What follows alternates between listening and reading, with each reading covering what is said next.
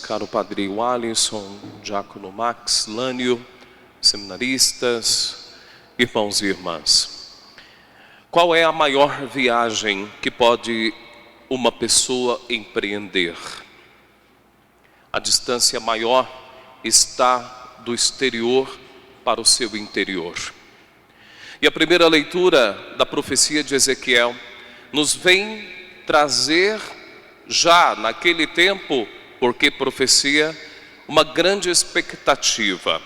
E já no nosso tempo, ainda que válida, mas já vivendo aquilo que outrora fora expectativa, nós podemos experimentar. E o que é? A renovação, portanto, do nosso coração, do nosso espírito, da nossa alma. O profeta Ezequiel, queridos irmãos e irmãs, anuncia ao povo exilado a nova aliança, esta que será selada pelo sangue precioso de nosso Senhor derramado na cruz, que purificará o nosso coração de toda obra má, de todo pecado.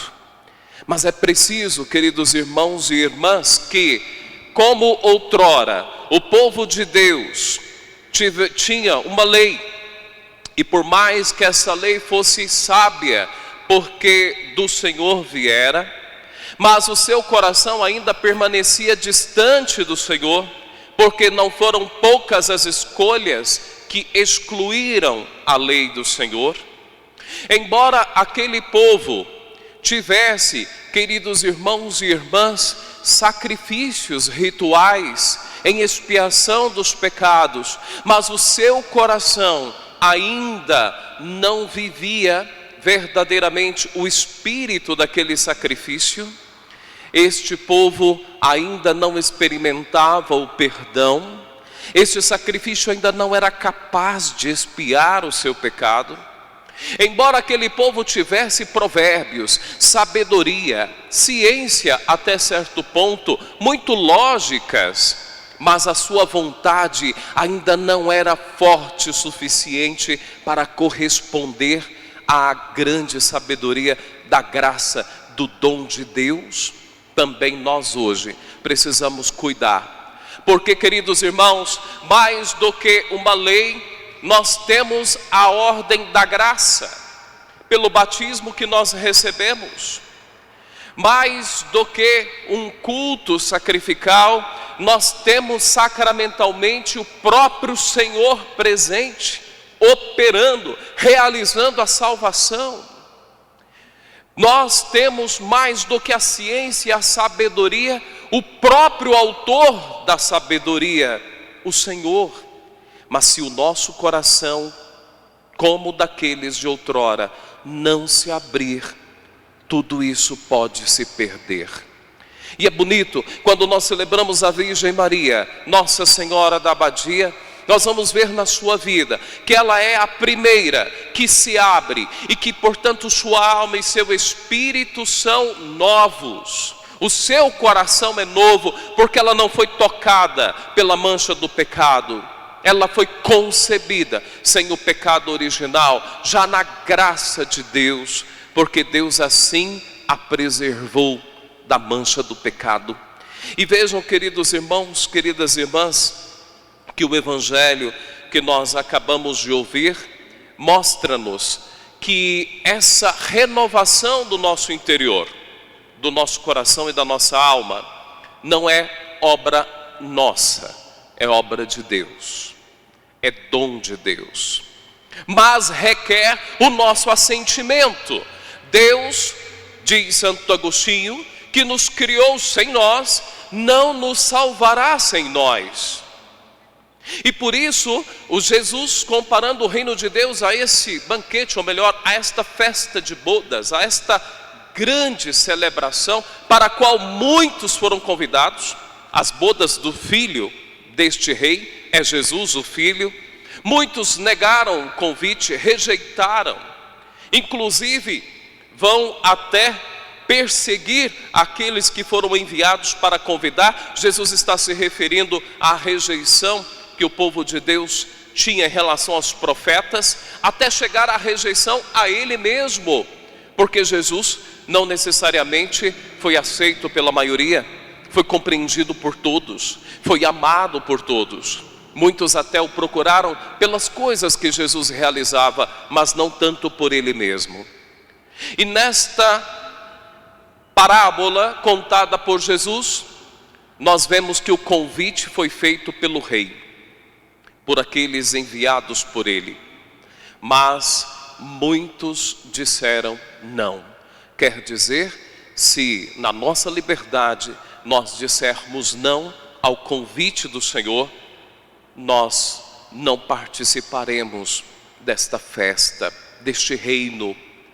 E por isso, queridos irmãos, continua o Evangelho, dizendo que depois de muitas rejeições, o rei pede para que os seus enviados convidem todos pelo caminho, todos, sem exceção, bons e maus, para dizer que diante do Senhor todos são convidados a acolher o seu amor, a sua graça, o seu convite, todos. E aí agora o Evangelho assumindo uma perspectiva escatológica, quer dizer, olhando para o fim dos tempos, quando vai se dar o juízo final, no final, portanto, do Evangelho, o Senhor diz: quando o rei entrou para ver os convidados, observou ali um homem que não estava usando traje de festa, e perguntou-lhe: amigo, como entraste aqui sem o traje de festa? O homem respondeu: nada. Então o rei disse: amarrai os pés e mãos dele e jogai-o na escuridão. Ali haverá choro e ranger de dentes. Aquele homem não estava vestido com traje apropriado. Nós sabemos muito bem, irmãos e irmãs, que esse traje é a nossa dignidade de filhos de Deus recebida no dia do nosso batismo. E viver conforme o batismo que nós recebemos é viver de forma tal que, quando o juízo chegar, estejamos trajados com as obras de justiça, da fé, de caridade, com as quais durante esta vida, porque filhos de Deus vivemos. E aqui eu quero concluir esta breve reflexão dizendo justamente isso, meus irmãos e irmãs. Quantas vezes o Senhor nos convida a estar com Ele nesta grande festa da Eucaristia, e nós, por qualquer motivo, rejeitamos esse convite. Quantas vezes Ele nos convida a nos acercar dEle na sua palavra, e a nossa Bíblia de repente está lá em casa, empoeirada, naquelas páginas abertas a longo prazo, na mesma página, sem tomá-la nas mãos e muito menos tê-la no coração. Quantas vezes, queridos irmãos, o Senhor nos convida à festa do seu reino, da sua graça, através daquelas pessoas que necessitam da nossa caridade, da nossa atenção, do nosso cuidado, da nossa proximidade, do nosso amor. E nós, porque talvez a pessoa tenha uma aparência que não nos agrade, nós a recusamos e esquecemos que todas as vezes que fizermos isso, visitar quem está doente, quem está preso, dar de comer quem está com fome, dar de beber quem está com sede, etc., nós estamos fazendo ao Senhor mesmo. Queridos irmãos, a maior viagem, de fato, é essa, do exterior ao interior. E para que nosso interior seja renovado, tenhamos um coração novo, um espírito novo, é preciso nos abrirmos à graça do Senhor, porque só Ele pode realizar isso em nós. E quantas graças Ele nos concede. Nossa Senhora, a cheia de graça, sempre se abriu ao amor, à graça do Senhor. Que nós também estejamos assim abertos.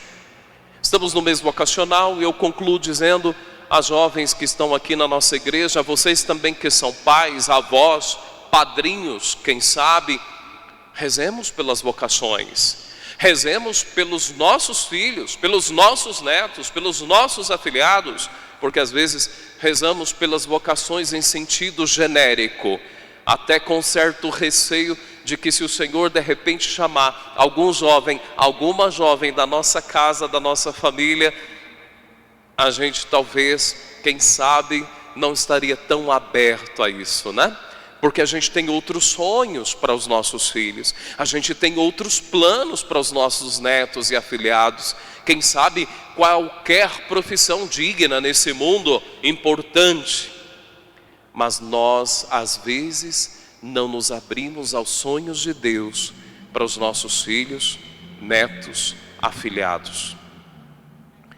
Rezemos, irmãos, porque precisamos pensar que se não rezarmos pelas vocações, sobretudo sacerdotais, como será a igreja daqui 30 anos? Eu não sei se eu vou viver ainda 30 anos, talvez 50, não sei, talvez nem até amanhã, isso eu não posso garantir, né? E os outros padres também não podemos, né? Mas para dizer, o futuro depende do nosso joelho dobrado hoje, pelas vocações, a começar na nossa casa, da nossa família. Que o Senhor nos ajude e suscite em nossa comunidade santas vocações, sacerdotais, religiosas, missionárias, matrimoniais e ministeriais, laicais no seio dela. Louvado seja nosso Senhor Jesus Cristo.